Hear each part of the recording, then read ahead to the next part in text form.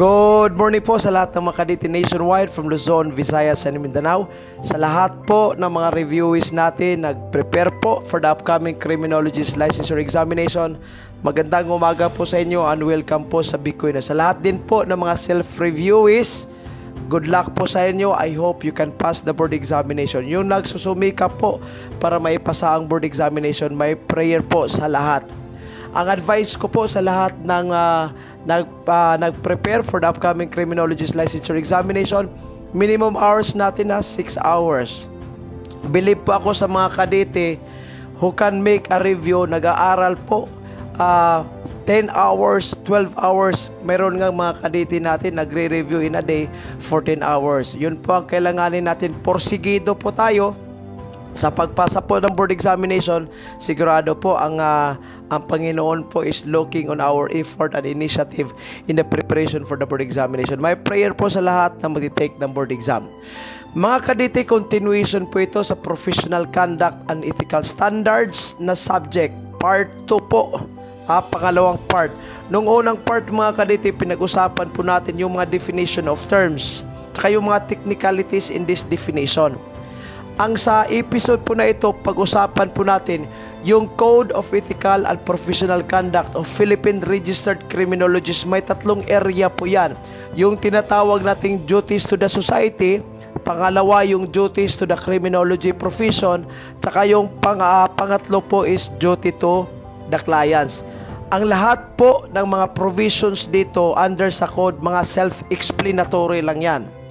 Kaya mga kadete, dapat gamitin natin yung common sense natin pag ang subject is professional conduct and ethical standards. Now, without further ado, unahin natin itong duties to the society. Again, tatlong duties ang pag-usapan natin. Duties to the society. Under sa duties to the society, una dito is respect for law. Respeto po sa batas. Ang sabi dito, a criminologist shall uphold the Philippine Constitution, obey the laws of the land, and promote respect for law and legal process. Ibig sabihin, under the first provision, respect for the law, dapat po bilang isang criminologist, tayo po ay gampanan po yung tungkulin natin bilang isang criminologist, we have to follow the law. This provision, nag-i-emphasize po ito on being a law-abiding citizen. Okay? Under number 1, respect for the law, or respect for law, una dito, a criminologist shall engage only in legal, moral, and ethical conduct. Anong ibig sabihin? Napaka-self-explanatory yan. Ibig sabihin, sa lahat ng ginagawa natin, dapat naaayon yan sa batas. Hindi lang naaayon sa batas, dapat moral yan. Ano ibig sabihin ng moral? Ibig sabihin, lahat ng ginagawa natin ay naaayon po sa norms or standards of the society. And ethical conduct, ibig sabihin yung display natin, yung the way we display our character and behavior in the society should be in accordance with the professionalism. Dapat civil tayo sa lahat po ng ginagawa natin. Legal, yung ginagawa natin, yung mga action natin na aayon sa morality sa society, and as much as possible, yung mga gawain po natin are considered to be ethical. Pangalawa, a criminologist shall adhere to the rule of law. Again, napaka self-explanatory. Ibig sabihin, anong ibig sabihin ng adherence? Adherence means tumatangkilik tayo kung ano yung nasa batas.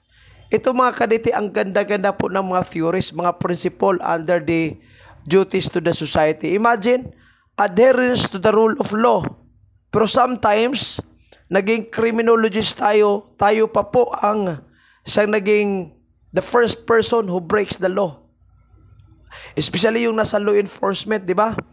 Pag nasa law enforcement tayo, nag-checkpoint tayo, let us say somebody give us maybe just 2,000 pesos just for the person to not be penalized kasi may violation siya. Sometimes po, nasisilaw po kasi ng pera ang isang tao. Although criminologist, may mga pagkakataon po na ang isang criminologist po hindi tumatangkilik sa batas. Kaya nga po may mga rogue cop tayo. Ang daming mga pulis dyan na i-involve po, mga registered criminologist na i-involve po sa mga illicit drugs. Yung iba nga, sangkot sa hold up. Ano ibig sabihin ng hold up? Nanguhuli at the same time nanguhold up. Diba? Nagkakandak ng search. Pagdating doon sa bahay, kinukuha yung mga gamit sa bahay. Hindi sinali sa mga inventory. Okay? As a criminologist, dapat tumatangkilik pa tayo sa rule of law. A criminologist shall respect and protect human rights. Napaka-self-explanatory. Pag ako ang magdi-discuss nito sa klase, I will just read this and let the student understand. Pero sige nga, considering that this is a review online, tingnan natin kung anong ibig sabihin ng a criminologist shall respect and protect human rights. Anong ibig sabihin ng human rights? Ito yung mga karapatang pantao. Pag criminologist ka, dapat irerespeto natin, protektahan natin yung karapatang pantao. May Miranda rights tayo, di ba? Miranda rights of the accused. Ang dami pong karapatan pag nag-ooperate tayo. For example, it could be entrapment, nag-arrest tayo, nag-search tayo. Ito yung mga operation natin na ginagawa po natin that we have to adhere, we have to protect, we have to respect yung karapatang pantao. Okay? Pero again, the sad reality is this. Just to be fair, mga kadete. Just to be fair. Ang problema kasi sa Pilipinas, ito totoo nga, this is the reality on the ground. Ang problema kasi sa Pilipinas, let us say for example, ang nangyayari sa society natin ngayon, pag nagrarally kasi, ang problema dyan, ang mga police officers exercise tolerance, highest form of tolerance, para po na hindi siya makapag-engage physically against the persons who are doing a rally. Pero minsan nga, the reality on the ground, itong mga tao, mga barumbandong nagrarally, sila po ang nagtatapo ng mga sometimes battles. Okay? Sometimes kumukuha sila ng bato. Itinapo nila sa mga police officer. Sometimes they will go to the police officers and they will kick the police officers. Tinadyakan yung police officer. Sometimes sinuntok yung police officer. So, yan ang problema. This is a very challenge pag ang isang tao is criminologist. Pag police officer ka, ikaw po yung sometimes ikaw yung nasa front line, and respecting and protecting human rights is considered to be a very challenging one. Kasi po hinahamon ka Hinahamon ka ng panahon. Hinahamon ka ng mga tao. So, very challenging po. Sa mga hindi po involved sa law enforcement work, tayo pong nasa academe. Of course, we have to respect, protektaran po natin yung karapatang pantao ng isang tao. Everyone has the right to choose. Karapatan niya po yan. Everyone has the right to something. Okay, in his own preference, in his own choice, may karapatan ng isang tao na pumili. So basically, pag isang tao nga, pag nag-voice out siya in his political side, irespeto natin. Okay?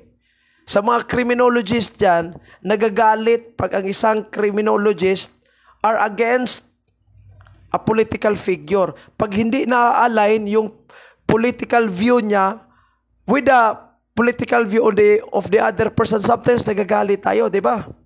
Respeto po natin yung freedom of expression ng isang tao. Irespeto natin. Pag gusto natin, BBM ka, ako gusto ko, Duterte, we have to respect each other. Kasi may karapatan yung isang tao pumili . So as a criminologist, let us not influence our fellow criminologists in terms of our political side or political views. Okay? Pangalawa, yung una, respeto sa batas. Pag respeto sa batas, ibig sabihin, i-avoid natin ang pag-commit ng krimen. Pangalawa, public service and social responsibility. Under pa din po ito sa duties to the society. A criminologist shall at all times uphold public interest over and above personal interest. Anong ibig sabihin dyan? Ibig sabihin, May personal interest tayo sa buhay. May public interest din po ang society that will give benefit or welfare to the general public. Ang sabi dito public service and social responsibility.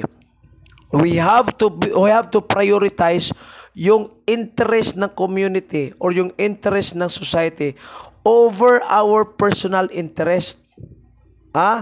So, dito, una 2.1, a criminologist shall always act with dignity, fairness, and sincerity towards others.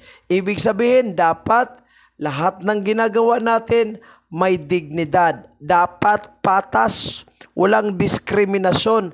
Dapat may sinseridad po tayo sa ating kapwa-tao. So pag nasa law enforcement body ka, kahit ang isang tao pumupunta sa police station, pobre po siya, we have to treat him fairly. Pag ang isang tao mayaman, yung treatment natin sa mayaman at saka yung treatment po natin sa pobre, dapat pareho. Okay?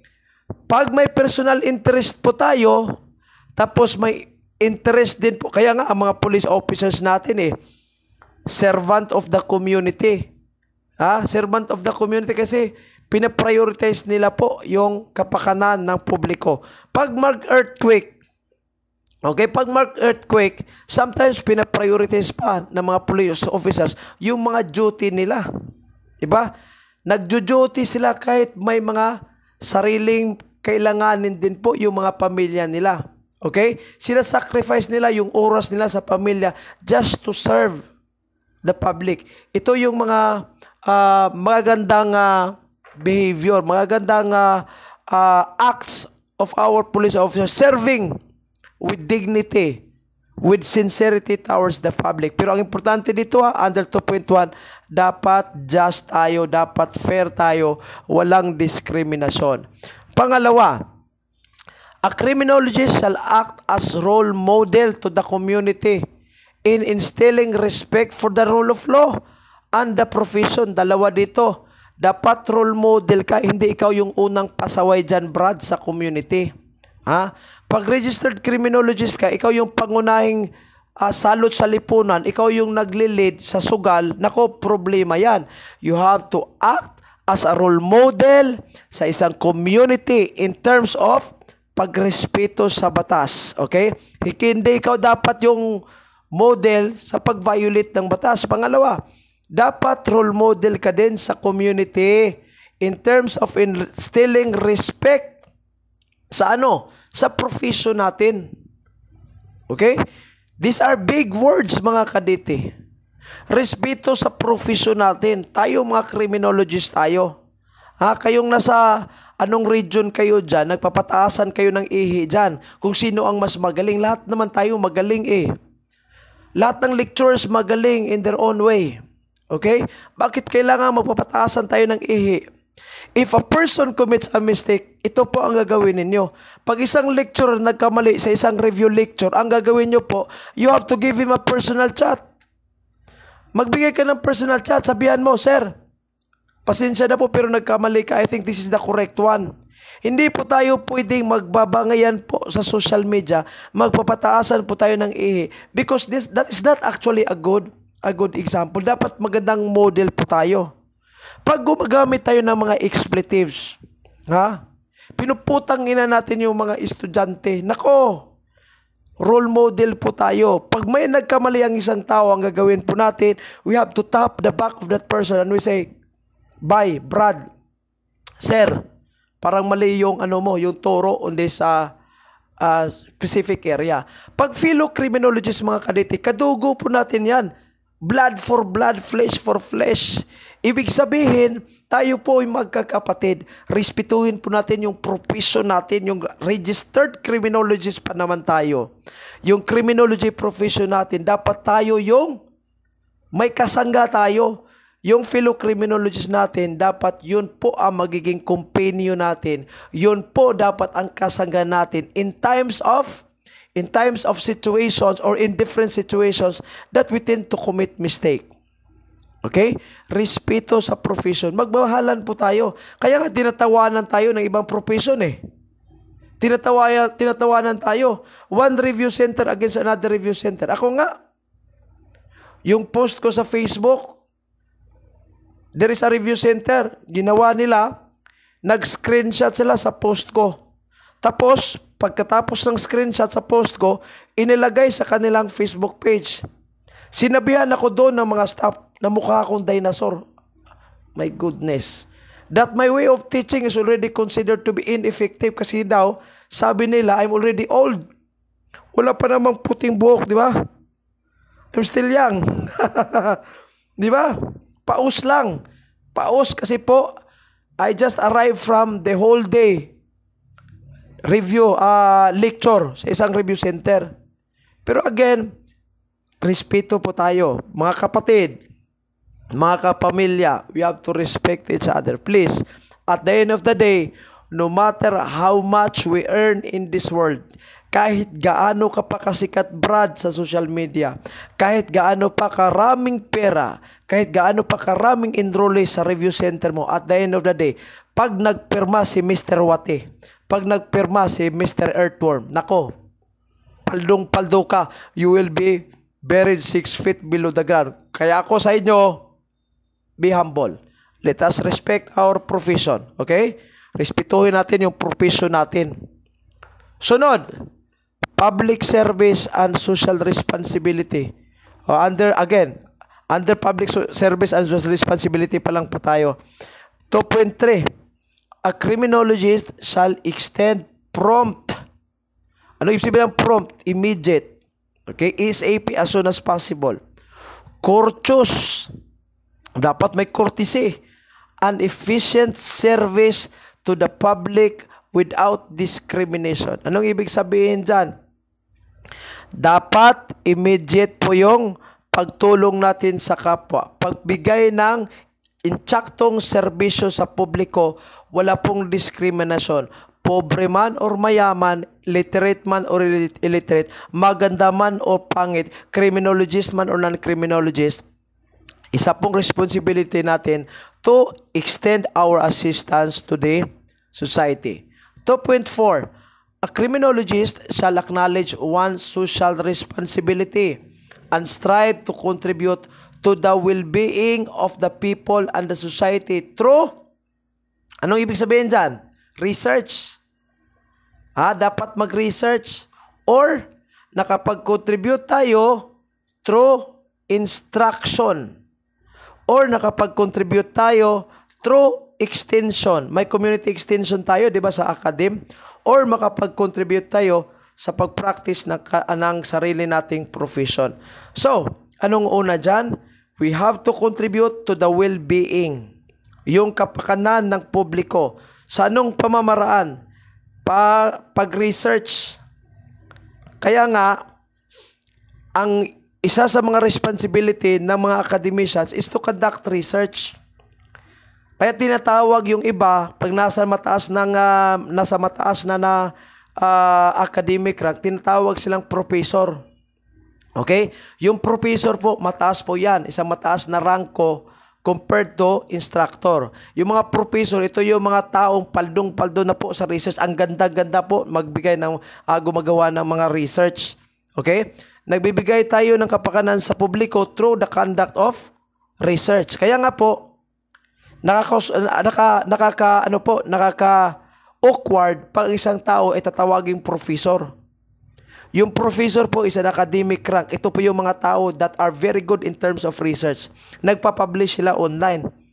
Yung iba dyan, nagli-lecture lang sa isang review center in just a day. Tinatawag ng professor. You have to respect the academic rank. Pangalawa, nakapag-contribute ka through teaching or through instruction. Pwede din pong community extension. Gumagawa tayo ng community extension sa publiko. For example, tayo mga criminologist, tinuturuan natin yung mga barangay tanod on how to make a police blotter, yung cardinal points of investigation. Tinuturuan natin yung mga barangay tanod in terms of fundamentals of martial arts, so on and so forth. And practice of the profession. Again, 2.2 pa po tayo 2.3 and 2.4. Next, pangatlo dito mga kadete, itong tinatawag nating Personal integrity and honesty. Anong ibig sabihin ng integrity? Ibig sabihin ng integrity, ito po yung isang kalidad of being honest. Being honest and having a strong moral principles. Strong moral principles. Ano ibig sabihin ng integrity? Ito po ibig sabihin nito, the quality of being honest and having a strong moral principles. May prinsipyo, may integridad. A criminologist must uphold the tenets of this code in all his or her professional and private dealings. Ibig sabihin ng professional, yung related sa trabaho natin, criminology related. Yung private dealings, yung mga pribado nating buhay. 3.1. A criminologist must uphold and maintain personal integrity and consistently exhibit ethical and honest conduct in all facets of life. Anong ibig sabihin dyan? Napakasimple. Dapat honest tayo. Honest to goodness po ang ginagawa natin sa buhay. Dapat we should not practice in any form of corruption. Shout out po sa lahat ng mga instructors, mga deans who collect huge amount of money from the students. Napakalaking money, pera from the students. Hindi binabigyan ng good moral certificate. Kasi hindi nakapag-review sa isang review center preferred by the dean. Nako.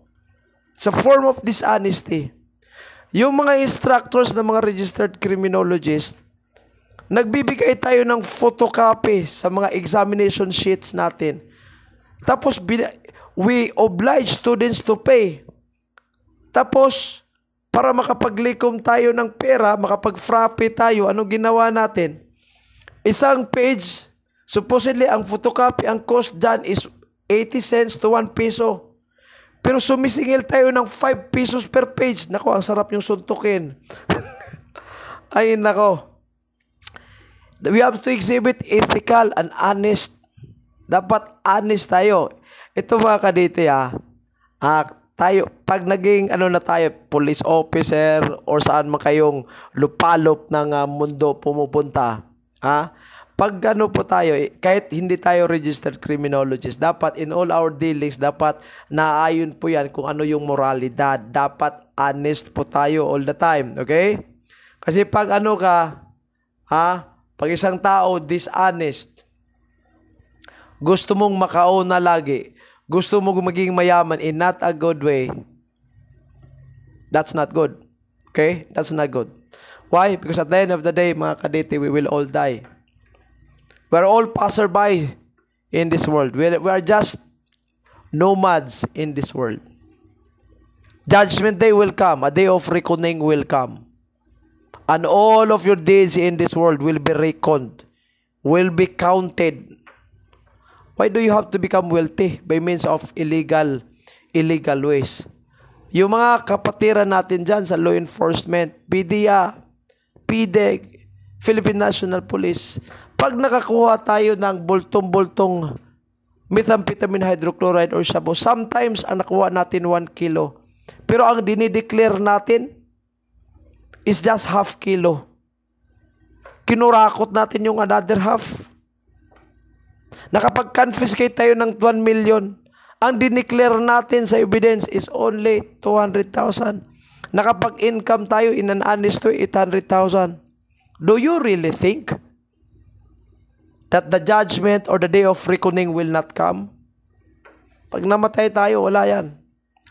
Kahit gaano pa tayo kasikat, kahit gaano pa tayo kayaman, kahit naging contractor ka pa ng DPWH, naging milyonaryo, bilyonaryo ka, nako, there will always be a day of reckoning.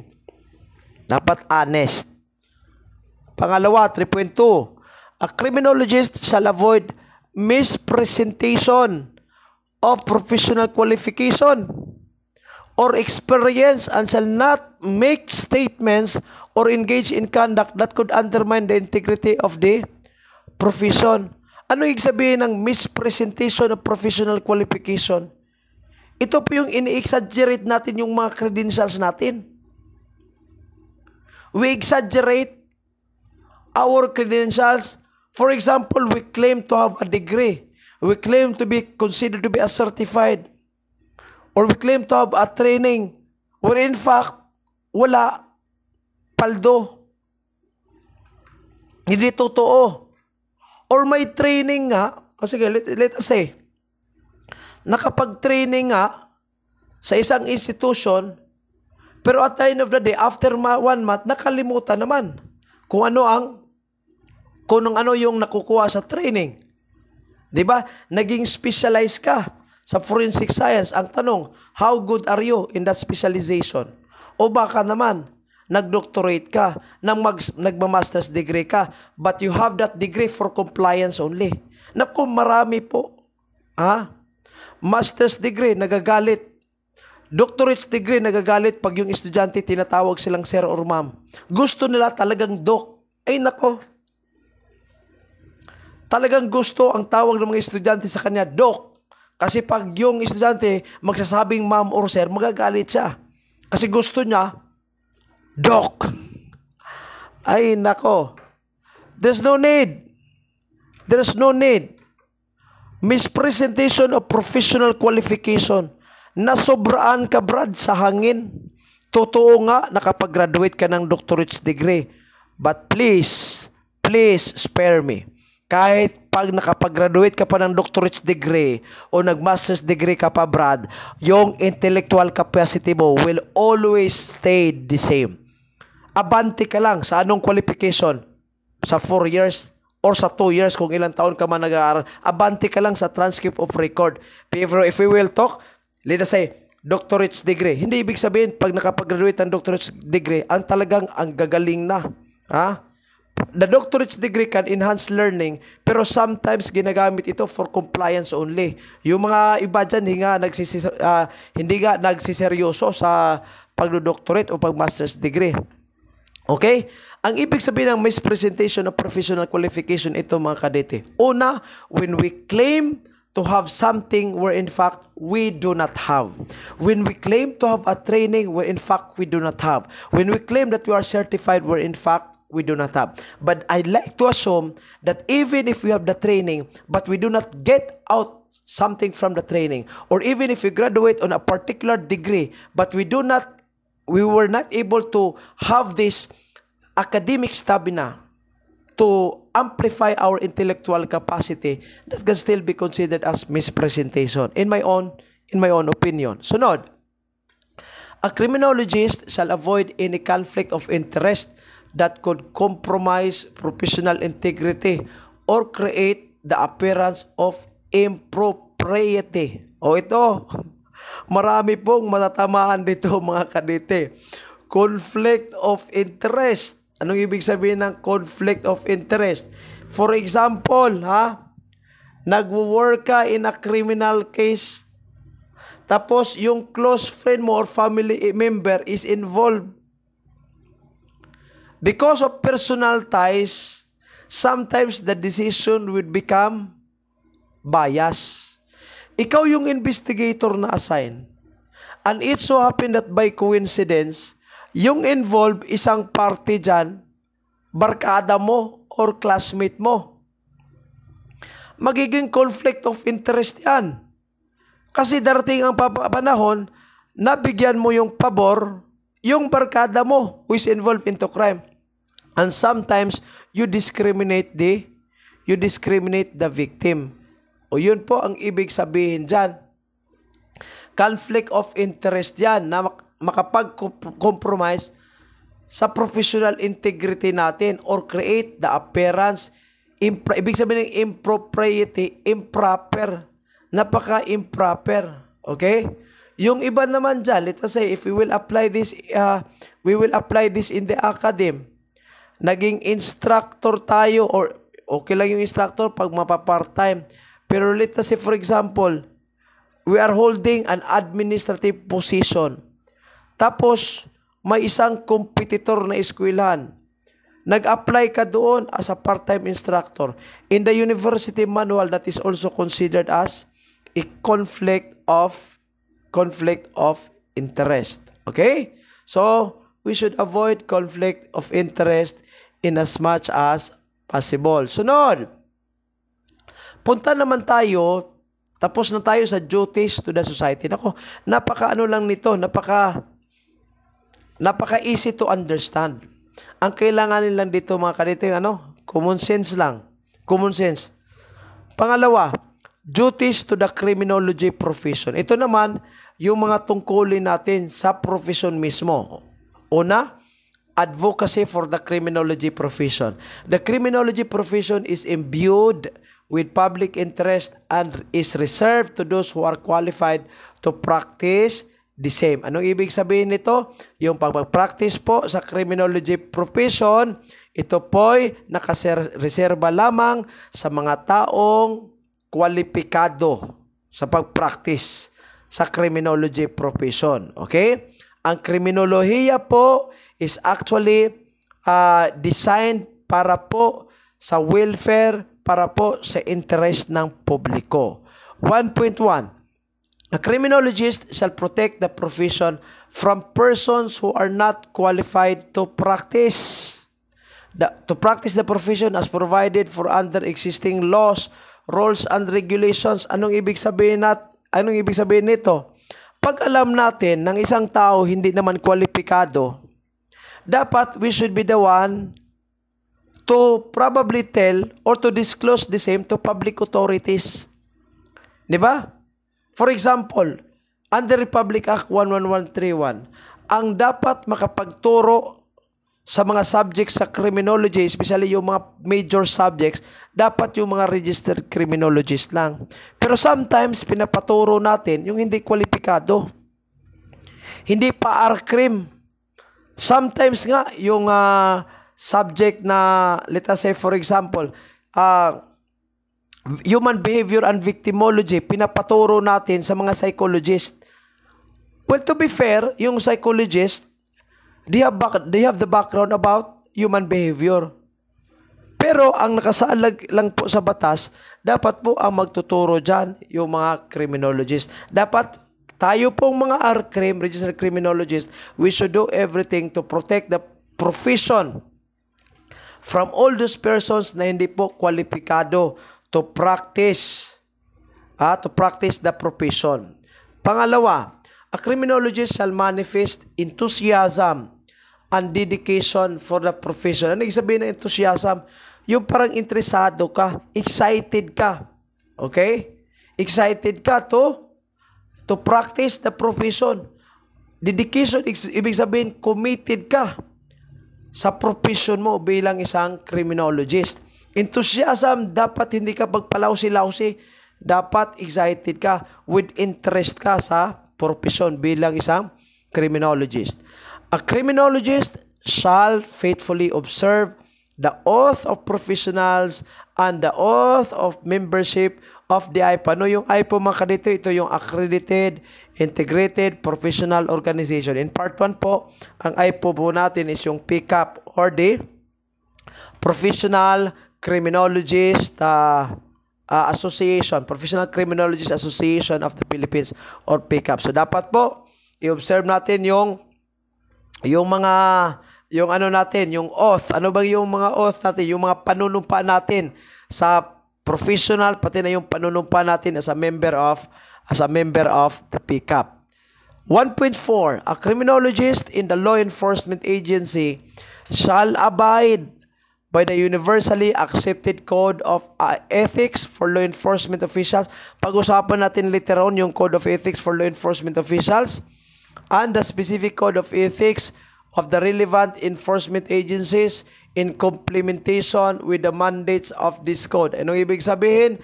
Lahat po yung mga registered criminologist na nasa law enforcement agency, nasa PDEA, nasa NBI, nasa PNP, nasa Bureau of Fire Protection, nasa Philippine Coast Guard, dapat po ini-exercise natin lahat po ng code of ethics sa respective law enforcement agency natin, plus yung code of ethics po bilang isang criminologist.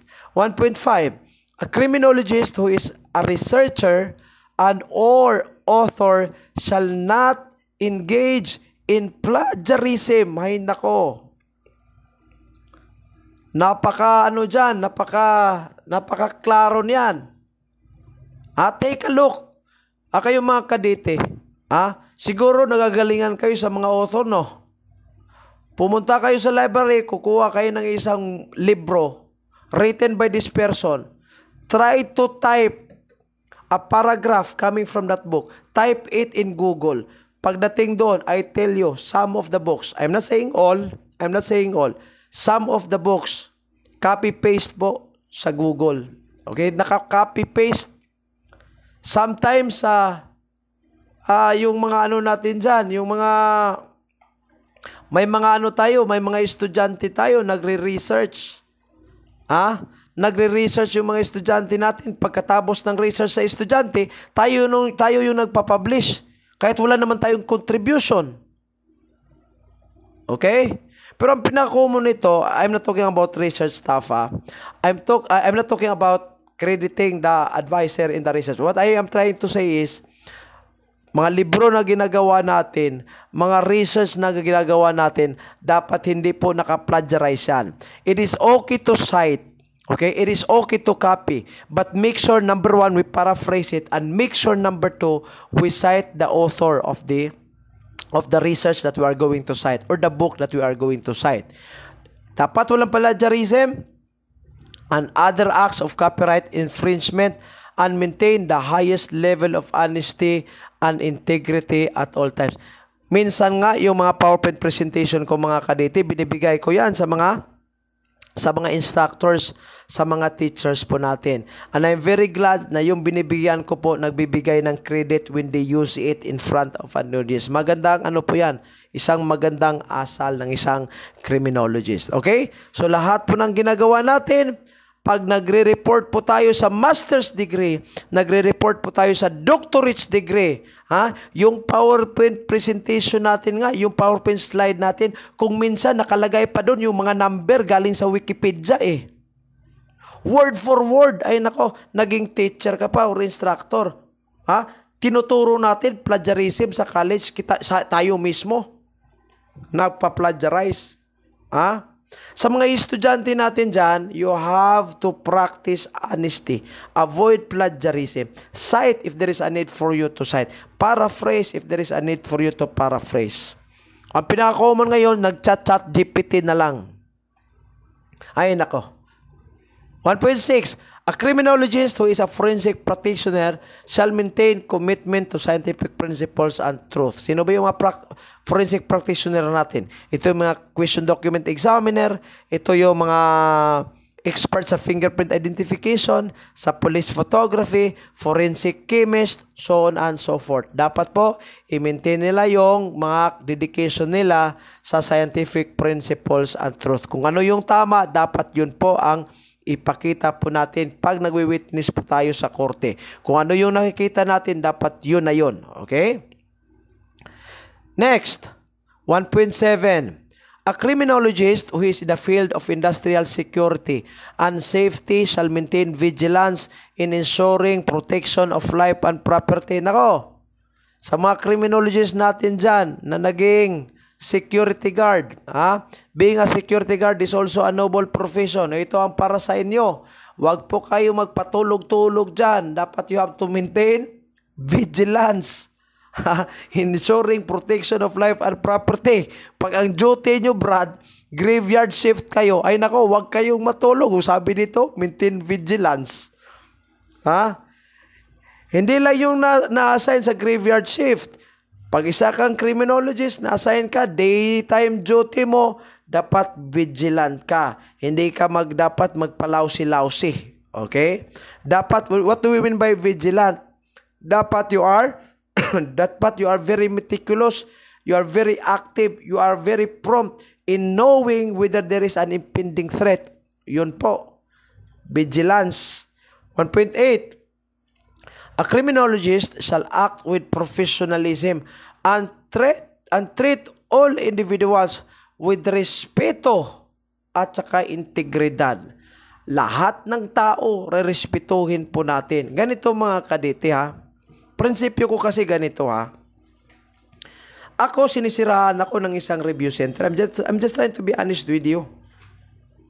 Screenshot my post. And they destroy me through comments.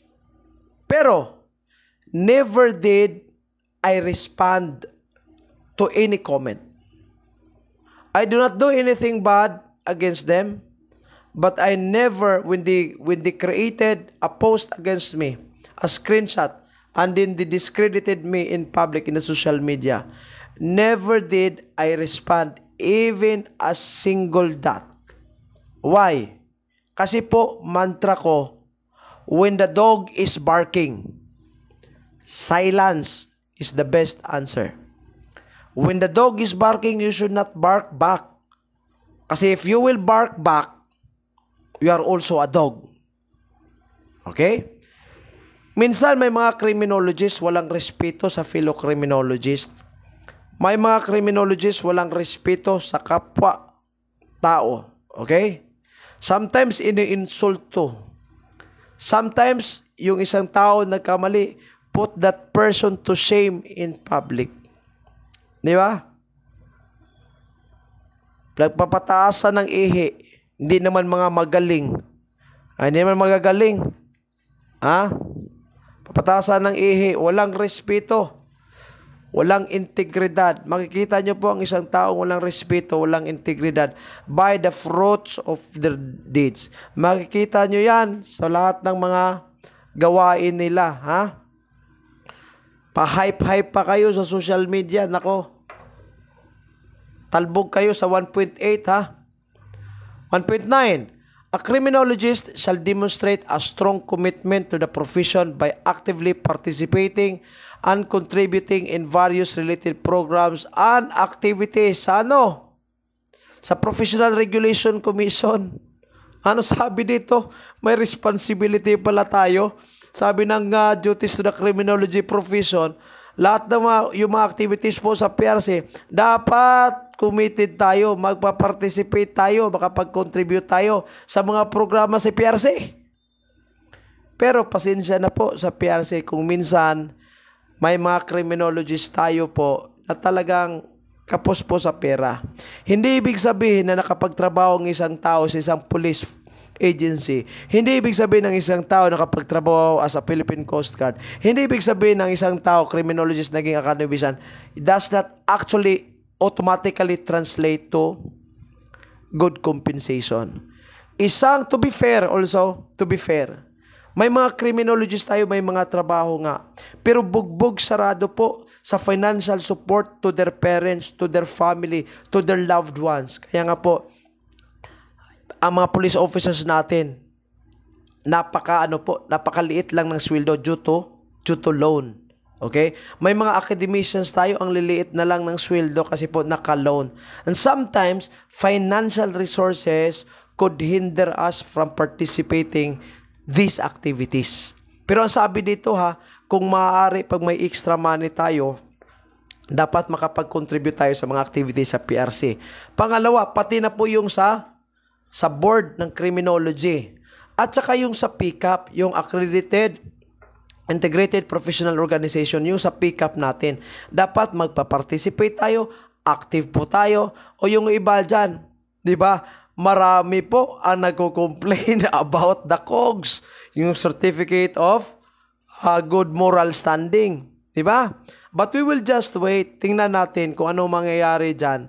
I hope PCAP can come up with a good plan, a good matrix of activities para at least naman po all of the members of the Professional Criminologists Association of the Philippines will also be benefited with the registration fees that they paid to PCAP, yung mga annual dues po na binabayad po natin. I'm sure PCAP is doing its best to come up with a matrix of activities para lahat po ng criminologists sa Pilipinas will also be benefited. And probably PCAP can also come up with a plan, probably a free training, free seminar with CPD po para at least matulungan naman po yung mga pobre nating criminologists. Kami pong nasa academe, hindi ibig sabihin na malaki po yung sweldo namin. Ang liit lang po, especially in the province. And I think PCAP is doing its best para at least magampanan po yung tungkulin nila para po sa improvement ng criminology profession sa Pilipinas. Okay?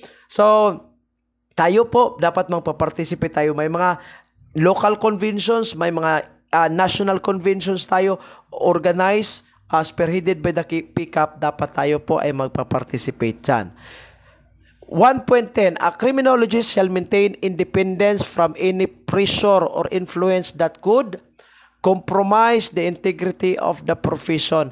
Anong ibig sabihin ng independence? Ibig sabihin, we should not allow ourselves to be influenced by anybody, especially if that degree of influence could destroy the integrity of the profession. Okay? Anong pinaka-common na example dyan? Pinaka-common na example, sometimes binabayaran tayo para i-drop na lang yung kaso.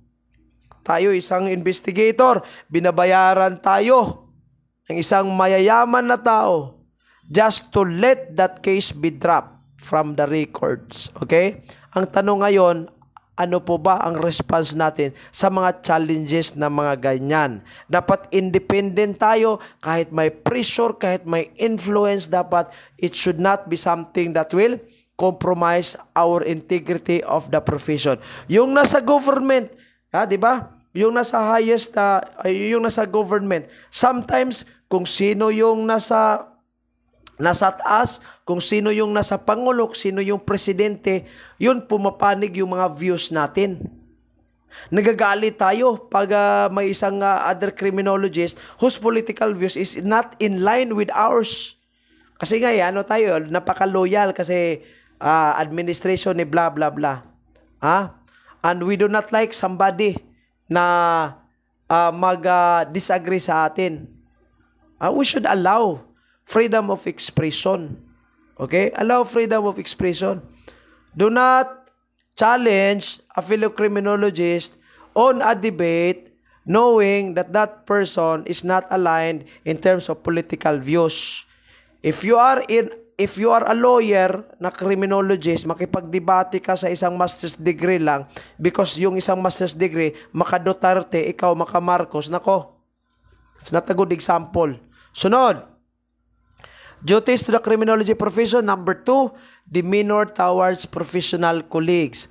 A criminologist must act with courtesy. Dapat courteous tayo. Fairness. Dapat just. Walang pabor-pabor. Dapat walang discrimination. And candor towards professional colleagues. Ibig sabihin, we have to be kind at always. We have to be polite at always. A criminologist shall respect colleagues by recognizing their expertise and contribution to the profession. Gaano man kaliit, Kaya may mga may mga kaibigan ako dito sa I am doing this video right now here in Oroqueta City. And I am very happy that there are some good individuals here in Ozamis, in Tangub, that are kahit they are still new in the profession, they are really trying their best to contribute, to help students. May isa nga dyan si Sir Adrian, shout out ni Sir Adrian Ricla. He's organizing a free online lecture. Free! Para saan po? Para sa lahat ng mga estudyanteng nangangarap pong maging registered criminologist. Libre yan. I was invited by him once. Sinabihan niya ako, sir, can you do this? Can you do that? And I told him, okay, we will do it for free. Okay? Rumirespeto sa mga colleagues, nagre-recognize sa kanilang expertise, gaano man kaliit yan. Yung contribution ng isang tao, dapat we have to praise it, we have to appreciate it, gaano man kaliit.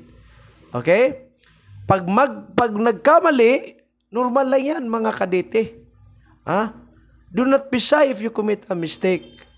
If people will condemn you because of the mistake that you have committed, you have to rise up, shake off the dust, move on, and move forward. Tayo naman mga fellow criminologists, I will not say a bad word. I will not say a bad word. Tayo naman mga criminologists, trabaho natin to tap the shoulder of this very neophyte, very young person. Sabihin natin, sir, medyo mali yung sinabi mo on the last part. But at least, he will grow, he will learn without hatred. Kasi pag we put him in a negative limelight, it's not good. It is not good. It is not actually a good behavior for a person to condemn, for a person to criticize and humiliate another guy in the social media. Irespeto natin yung mga colleagues natin, ha. Recognize natin yung mga expertise nila at saka yung contribution nila. Sunod, a criminologist shall endeavor to collaborate with colleagues for greater insights and professional advancement. Ito yung maganda. Ito yung maganda. Ha? Yung nagko-collaborate tayo. For example, sa research, nagko-collaborate tayo, maganda yan. Nagko-collaborate tayo in making a book, napakaganda niyan. Nagko-collaborate tayo, for example, let us say, nagkaroon tayo ng innovation. Maganda yan. Nag-collaborate tayo, nag-innovate tayo ng isang free online review para sa lahat po ng mga estudyante natin na mag-take ng board examination. Collaboration, again, is good news. Maganda yan, mga kadete, para po sa publiko. Okay? 2.3, a criminologist shall display respect at all times and refrain the use of abusive, insulting, and offensive language. Nako, ako guilty ako nito, ha. Sometimes I have to admit. Ako nga guilty ako nito eh. Sometimes I use the word butol. Sa mga Bisaya, ibig sabihin ng butol, sa Bisaya kasabot ni sila kung unsay buti pasabot og bogo or butol. It's an abusive word, ha. It's not. I'm also guilty. I admit I am also guilty. That is why I apologize sa lahat ng mga estudyante natin. It's not actually good to use abusive, insulting word. Offensive language, mga kadete, ha. Dapat, we have to avoid it. I'm also trying my best not to do it again. Okay? Yung sinasabihan natin yung mga estudyante natin na bobo, ang bobo mo, we are actually trying to diminish the confidence of the person. Discipline can tame a fox, but it will never make him better. Okay? Kaya nga po, possible, we have to criticize in a positive manner. Constructive criticism is the ideal way to do it. Huwag yung mga abusado, ha, na inonsulto natin, mga offensive language. Ha? Doon sa academe or doon sa social media, sa law enforcement or kung ano mga trabaho related to criminology. A criminologist shall refrain from undermining or maligning the honor, reputation, or professional work of fellow criminologists. Anong sabi dyan? Simple lang. Huwag ka pong manera sa kapwa criminologist. Please, let us stop it. Dapat we have to work hand in hand. Let us show love and respect to somebody. Kahit gaano man siya kabago sa profession, no matter how old he is in the profession, no matter how young he is in the profession, we should not malign the reputation of a person.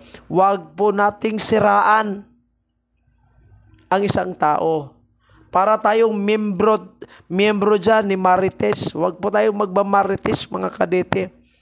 Yung lalaking chismoso, ay nako, di pwede yan. Di maganda. Yung babaeng chismosa, it's not a good behavior also. We should not malign the honor, reputation of professional work of fellow criminologists. Irespeto po natin. Next, commitment to lifelong learning. Ano ibig sabihin ng lifelong learning? The world is the biggest classroom. We should not stop learning. Kaya payo ko po sa inyo, sa lahat na nagre-review right now, always uplift your academic achievement in life. Pagkatapos nyo po maging registered criminologist, mag-enroll po kayo sa master's degree, Master of Science in Criminal Justice. At least po ma-uplift po yung mga academic skills. Una, 3.1, a criminologist shall keep abreast with current trends and development in the profession through continuing professional development. May CPD po tayo, mga kadete. Pinag-usapan ko po ito sa part 1. Dapat nagpa-participate tayo sa training, seminar, workshop po na makapagbuti, makapag-improve, makapag-enhance sa lahat po ng academic abilities natin. 3.2, a criminologist shall engage in reskilling and upskilling of competencies. Ibig sabihin, kahit may competency ka na sa isang area, for example, I might be good in research, but I need to reskill and I need to upskill my competencies. Ibig sabihin, dapat mag-retraining ako dyan or dapat mag-upgrade po ako sa my expertise, sa my background ko po as a researcher. Next, duties to the clients. Ito yung mga last na po mga kadete. Tapos na po tayo sa duties to the profession, duties to the community. Dito po tayo sa duties to clients. Demeanor towards clients, ito yung mga kliyente natin. A criminologist must practice the profession within the scope of the existing laws, rules, and regulation. Ibig sabihin, kung ano po yung nasa batas po natin, dapat yun po yung asal natin. Una, a criminologist shall at all times observe fairness in dealing with clients. Ito related po ito sa duties in the society. Ibig sabihin ng fairness, dapat just. Walang discrimination, walang favoritism. A criminologist who is in the academy shall recognize the interest and welfare of both students and the institution and shall deal with them professionally and impartially. Pag academician ka, especially yung baguhan dyan, nakakita ka ng estudyante ang ganda-ganda.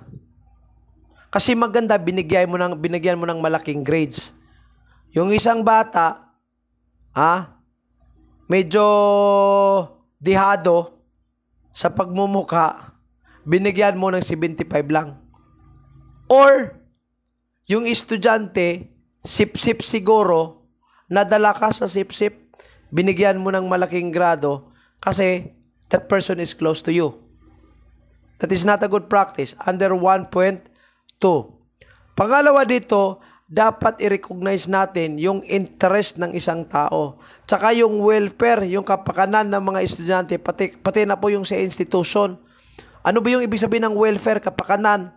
Pag nagre-reception kayo, nako, dapat naaayon yan sa batas. Kasi po, yung reception ninyo, pag naglagay ka ng isang vinegar, inihalo nyo dyan yung battery resolution, ay problema yan. Nako, it can cause burning. Yung iba dyan, gumagawa ng, ano bang tawag nyo dyan, yung drink, parang sa reception, nilagyan ng sili, nilagyan ng dura, nilagyan na kung ano-ano, pinainom sa mga bagong kadete. Do you think it is something that can promote welfare to the students? I don't think so. Okay? Nagpa-power tripping kayo. Kami nagre-reception kami sa Foundation University sa Negros Oriental. And I tell you, ang ginagawa po namin, ganito ha. May one rescue, may ambulance yan. May tauan from the university clinic. May first aider present dyan. Pangalawa, yung mga volunteers present din po. Andyan yung mga parents as part of the audience. Andyan yung representation coming from the academic affairs. Andyan yung lahat ng faculties, andyan yung din. Standard lahat, walang power tripping. Walang tusok ulo. Okay? Kaya naging bobo pinatusok ulo nyo Bagsak tuloy yung utak doon sa ground. Di ba? Dapat, yung standard lang. Tusok ulo kayo. Bumabagsak yung utak. Pagdating sa review, hindi marunong mag-pronounce. Ay nako. 1.3. A criminologist employed in the correctional or rehabilitation institution shall ensure that all persons deprived of liberty are treated humanly. Sino ba yung target sa provision na ito sa 1.3? Ito yung mga jail guard natin, mga correctional officer natin, mga prison guard natin. Dapat po humane, makatao po yung treatment natin sa lahat po ng mga PDL. Next, a criminologist in the private practice of the profession shall charge reasonable professional fees commensurate to the services rendered. Ibig sabihin, for example, pag QD examiner ka, pag mag-accept ka ng isang kaso, dapat wag nyo namang masyadong lakihan yung acceptance fee or yung mga professional fee po natin. As much as possible, reasonable lang po yung mga professional fees po natin. Yung mga PF po natin. Yung mga lecturer, baguhan pa, nagdidemand na ng 1,000 per hour. Sarap nyong batukan. Baguhan pa kayo, nagdidemand kayo ng 1,000 per hour. Pero, To be fair also sa lahat ng mga lecturers na season na po, ay pwede 800, 700 per hour. Okay? Pero yung mga baguhan pa, I'm sorry, I'm very sorry. Pero depende na po yan sa review center. The point here is that we should not demand, we should not charge too much professional fees. Dapat yung professional fees natin commensurate, ibig sabihin naaayon po sa mga serbisyo na binibigay po natin. A criminologist shall maintain utmost confidentiality of the information, records, and cases handled regardless of the kind of services rendered. Ibig sabihin, ito po'y para sa mga law enforcement officers po natin, yung anonymity, confidentiality po sa mga record, dapat it should not be disclosed. Next, professionalism in the practice. Ano ba ibig sabihin ng professionalism in the practice? A criminologist must perform professional duties with utmost competence with the ethical and legal standards of the profession. Under this one, 2.1, a criminologist shall not commit any of the prohibited acts in Section 22 and 37 of Republic Act number 11131. Ano ba yung nasa Section 22 and 37 sa Republic Act 11131? Ito po yung mga revocation of licenses. Grounds of the revocation of licenses. For example, violation of crime, it is a ground for violation. Violation of the ethics, kasali din po yan. Practicing criminology profession or practicing criminology without the license. Ito po yung nasa Section 22 and 37. A criminologist shall refrain from any direct or indirect involvement in unlawful, dishonest, immoral, or deceitful acts. O napakaklaro. Dapat hindi po tayo nag-i-involve sa lahat po ng mga gawain na talagang immoral. Do you consider going to a bar where the woman or the lady is dancing naked, tapos andyan ka, nagiinom ka ng Red Horse? Do you consider it as immoral? In my own case, that's immoral. Okay? That's very immoral. You are a police officer, may asawa ka na, nakipaglaguyo ka pa kasi ang tingin mo sa sarili mo, ang gwapo-gwapo mo. Nako, Brad, pag wala kang uniform, nako, ang itsura mo parang Rosie at Rakal lang. Naging Honda ka lang kasi naka-uniforme ka eh. Ha? So, mga dishonest yan, di ba? Mga immoral. May asawa na, ipaglaguyo pa sa iba. Or, yung mga sugal natin, that's immorality pa din po. Nag-engage tayo sa mga sugal na yan. Or, probably we do other dishonest or corrupt practices in our profession. Pwede maging example yan. Sunod, a criminologist shall not commit plagiarism or appropriate take credit for any intellectual property of another. That is a very clear and very unequivocal statement. Plagiarism, ito yung kinokopya po natin. Yung kung anong nasa internet, kopya ng kopya lang, Brad. Ginagawang book. Ang ganda ng delivery doon sa book. Pag you tell him to speak in front, talbog. Kasi pala, yung nasa book, lahat copy-paste coming from Google, mrgoogle.com.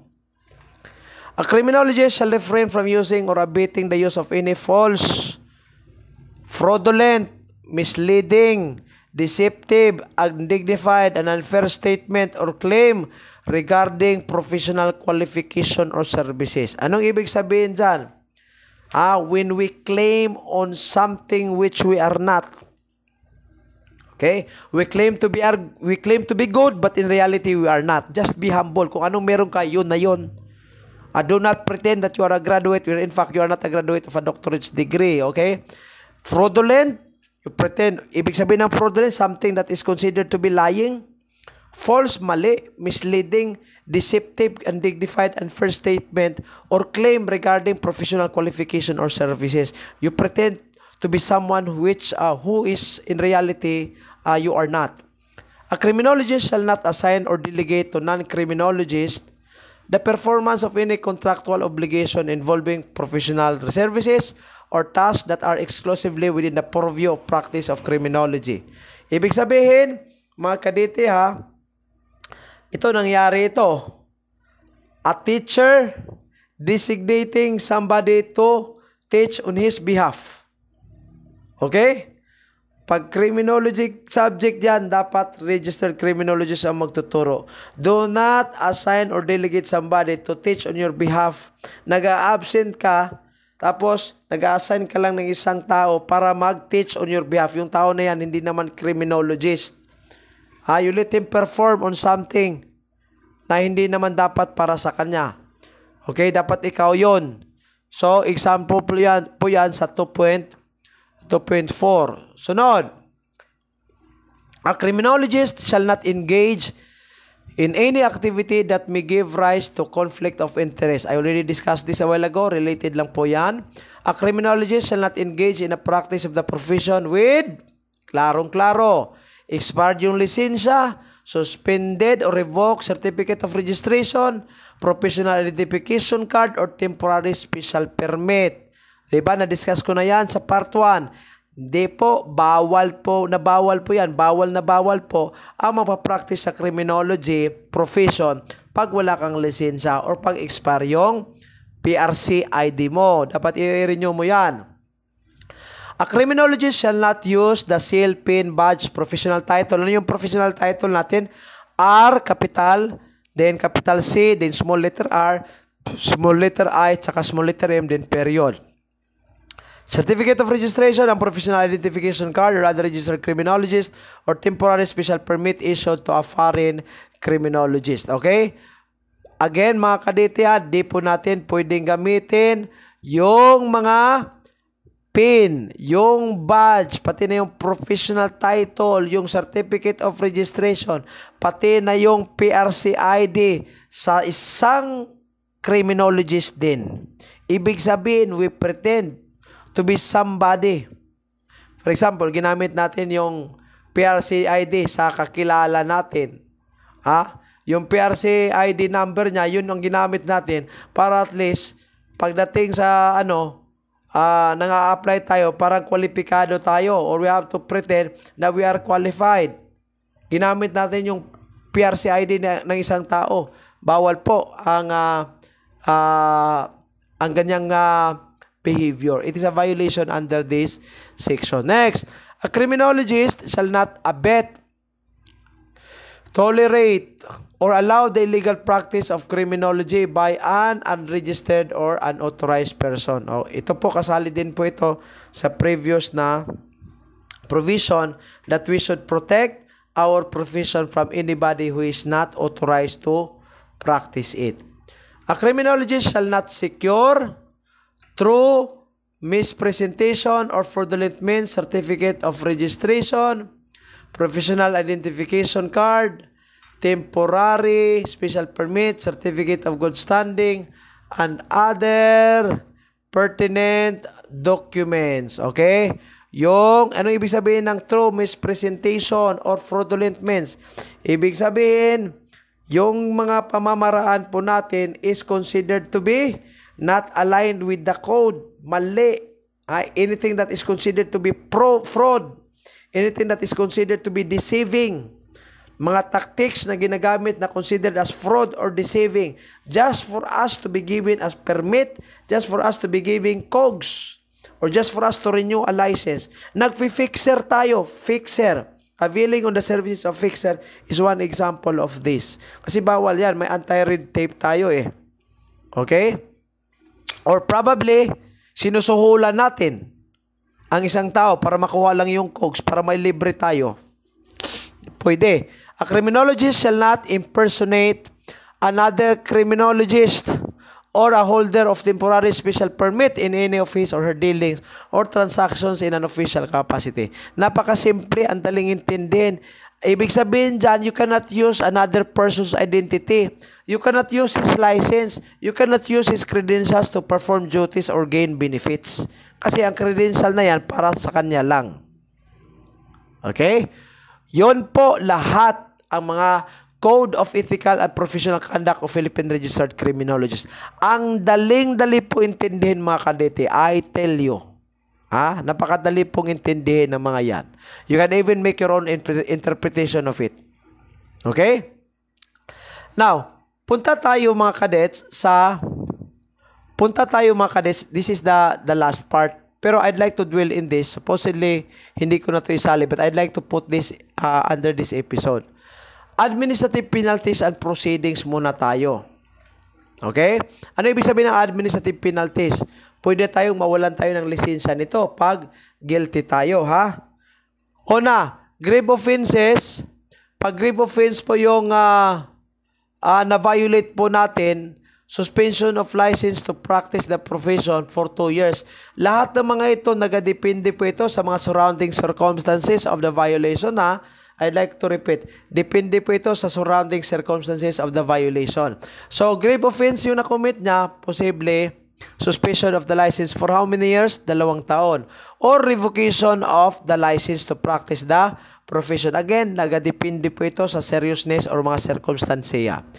Pag least grave naman offense yung na-commit ng isang criminologist, pwede oral reprimandation lang.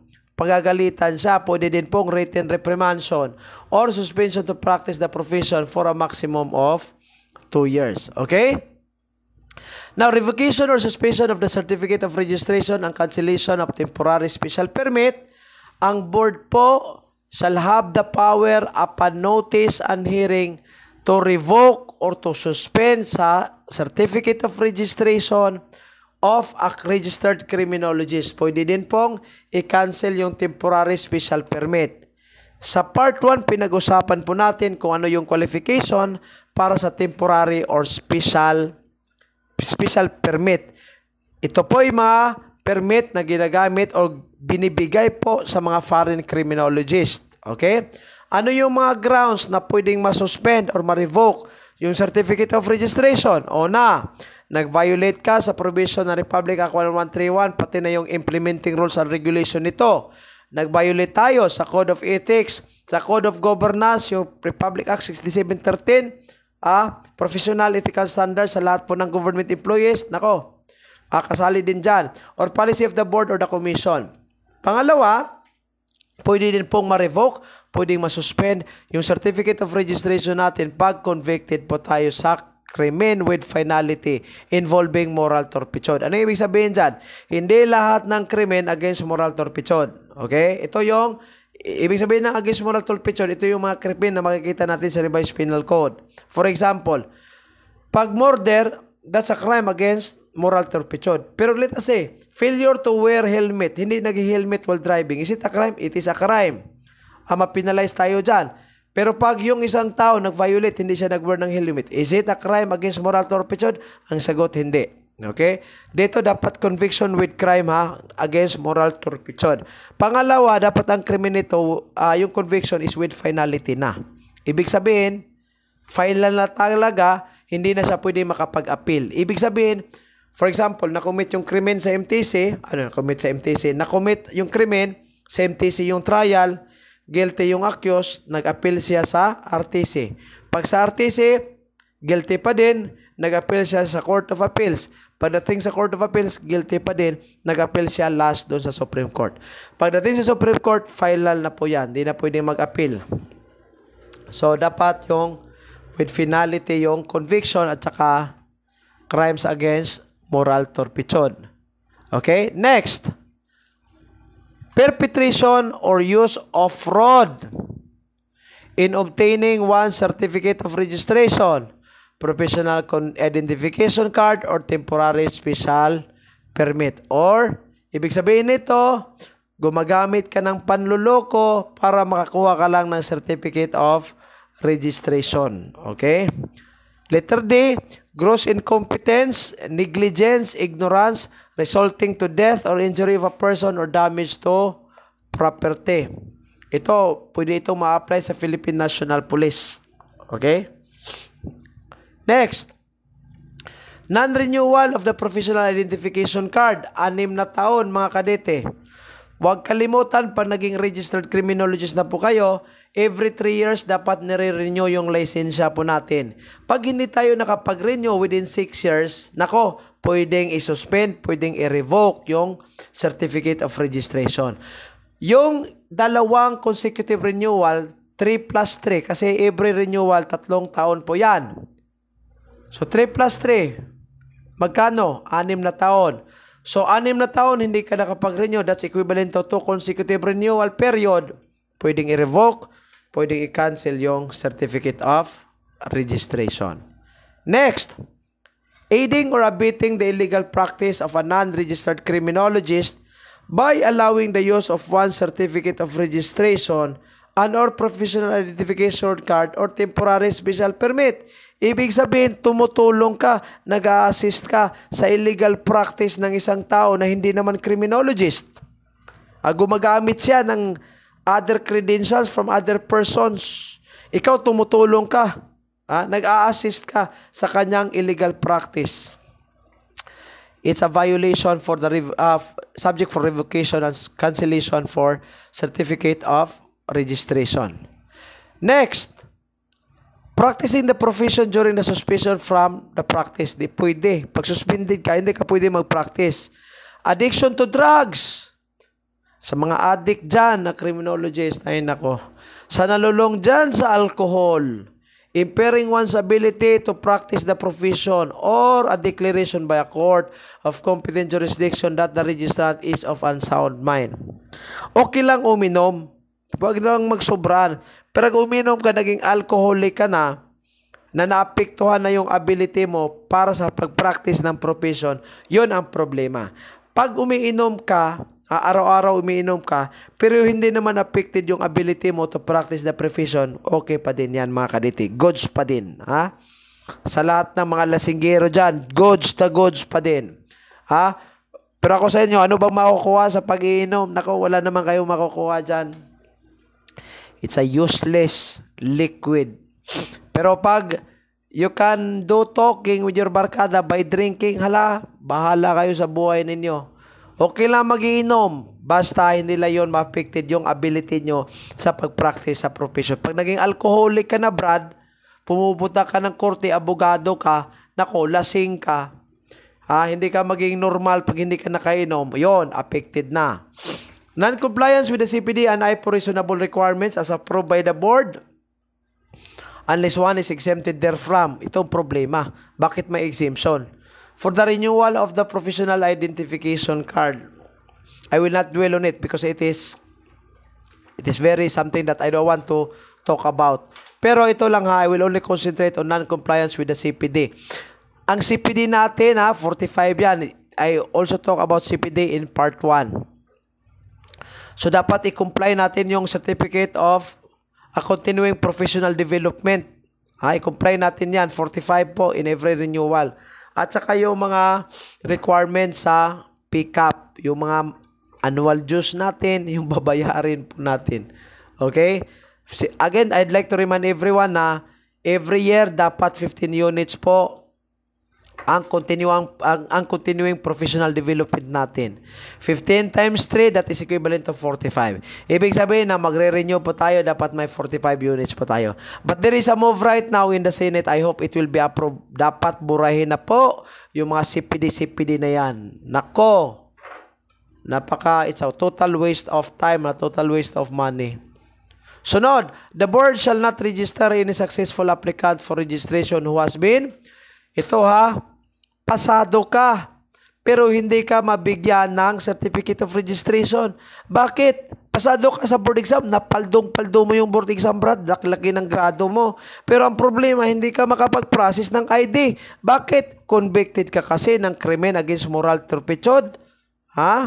By a competent jurisdiction, by a court, with finality, hindi na pwedeng ma-appeal, final na, Supreme Court na yung nag-decide Found guilty of immoral or dishonorable conduct by the board. Ito, napaka-generic nito. Anything that is found to be immoral or dishonorable, you're probably involved in a political scandal. Immoral yan. Or probably anything. Rape, immoral din po yan. Napaka-broad ng letter B. Letter C, summarily adjudged guilty for violation of the general instruction to examination by the board. Pasado ka nga, nag-violate ka naman sa general instruction or GI. Pag magtitake kayo ng board examination mga kadita, makikinig po, especially yung mga self-review, Pag mag-take po kayo ng board examination, may instruction dyan. Ano yung instruction? Do not be late. Ano yung mga instruction? Ito yung dalhin ninyo. Ito yung suot ninyo. Ito yung attire ninyo sa lower. Ito yung attire ninyo sa taas. Okay? May mga instruction dyan. Dapat hindi ka mag-cheat. Dapat hindi ka magdala ng cellphone. Hindi ka magdala na kung ano-ano. May mga instruction. You have to follow it. If you violate it, akala mo siguro okay lang na mag-cheat, okay lang na mangopya, tumindig ka, tumingin ka sa answer sa kabila. Nako, it's a violation. Violation. Much more, pag pinicturan mo yung, pagkatapos mo sa board examination, para may word for word yung isang review center na yan, pinicturan mo yung questionnaire, yung questionnaire sa board examination, pinicturean mo, pagkatapos ng pagpicture, sinend mo doon sa isang review center para gamitin nila, para magkaroon sila ng maraming enrollees. Di ba? Di pwede. That's a violation of the general instruction. Kahit yung GPA mo naging 99.99, bakterya na lang kulang para maging 100%. Naku, hindi ka mabigyan dyan ng certificate of registration kasi nag-violate ka. Kung ano yung general instruction, mga kadete, makinig. Yun po ang i-follow natin. Last, declared of unsound mind by a court of competent jurisdiction. Naging buang ka eh. Pasado ka nga. Nang dahil sa 16 to 18 hours na ginugol mo sa pagre-review, pumasa ka, pumaldo ka. Pero after pagka naging pasado ka, naging abnormal yung pag-iisip mo. Diba? Naging abnormal yung pag-iisip mo nang dahil sa wala ka tulog. Hindi ka na kumakain. Palagi ka lang nag-aaral. 18 hours in a day. Natutulog ka lang for 1 hour. Pasado ka. 99.99. 1%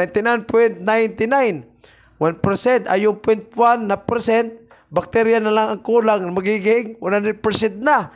Pero 99 nga, yung GPA mo, naging buang ka naman. After, ano ang mangyari dyan? Wala ka ng certificate of registration. Bakit? Nagiging unsound mind na. Kaya, kayo mga kadete, huwag pasobraan. Okay? You can study in as much as you like. Pero, always work without play. If you keep on working without playing, sometimes you will become a dull boy. As much as possible, balance lang natin, 8 hours in a day, 10 hours in a day, 14 hours in a day. I think 14 is the maximum. But I really appreciate the students who spend so much time in studying and preparing for the board examination. Kasi gusto nilang makuha yung 1 million ng isang review center na pinapromise na makuha. Diba? Pag magkaroon ng top notcher, diba yung mga review center na ito, nag-away-away? Nag-away-away, gusto nilang i-grab yung credit. Nako, ang credit dyan sa eskwelahan nyo, for your information, nako, 36 to, 30, not 36, but around, maglagay na lang natin, 50 days silang nag-spend dyan sa review center nyo. Nag-spend sila ng 4 years doon sa college. I tell you, the credit should go to the school and to the student who spent so much time and effort in passing the board examination. Maraming salamat mga kadete for being with me sa pagre-review po natin sa professional conduct and ethical standards. My prayer will always be to each and every one of you. Lahat po sana makapasa sa board examination. God bless and tiwala sa Diyos, tiwala sa sarili.